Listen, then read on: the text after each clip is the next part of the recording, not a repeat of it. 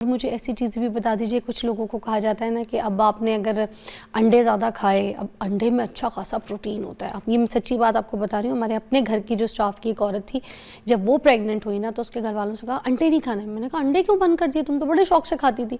कहती है हमारी जो सास है उन्होंने कहा कि अंडे खाओगी तो बच्चे में बाल बड़े होंगे, जिस्म में उसका फरी जिस्म निकलेगा, बाल ही बाल होंगे, तो ये अंडा बड़ा गर्म होता है, अंडा नहीं मैंने खाना।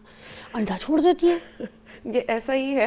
देखें, कुछ ये भी मशहूर है कि नारियल पानी पिएंगे तो गोरा चिट्टा बच्चा पैदा हो जाएगा। हाँ। अब देखें, अब जेनेटिक्स का कोई काम नहीं है, जाहिर है जीन्स आखिर अपना काम दिखाएंगी। फैमिली में जो चल रहा है ये बातें इस तरह से।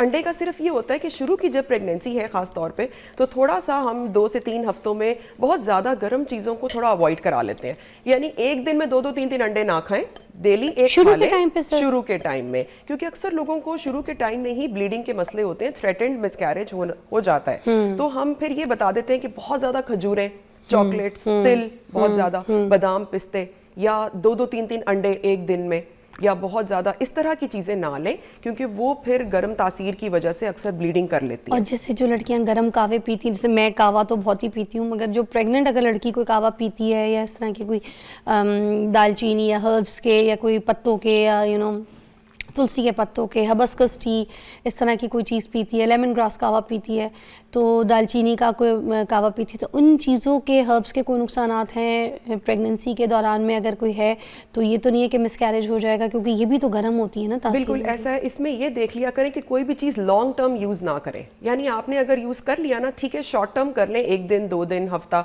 ऐसा नहीं कि वो डे 1 से लेके आखिरी दिन तक रोज़ ही पिए चले जा रहे हैं। वो थोड़ा सा कभी कभार प्रॉब्लम कर देता है। या जैसे लोग चुकंदर का जूस पी रहे होते हैं कि वो जी बच्चा गोरा चिट्टा पैदा होगा, तो हमने तो ये चुकंदर का जूस शुरू कर दिया है। उससे लूज मोशन भी तो बहुत होते हैं, पेट खराब भी होता है, आंतों पे असर पड़ता है और लूज मोशन शुरू हो जाते हैं। फिर डेफिनेटली बच्चे को ताकत नहीं जाएगी। कोई भी चीज़ लें उसको तवाजुन से ले लें, उसको थोड़े कम टाइम के लिए ले लें, लॉन्ग टर्म ना करें।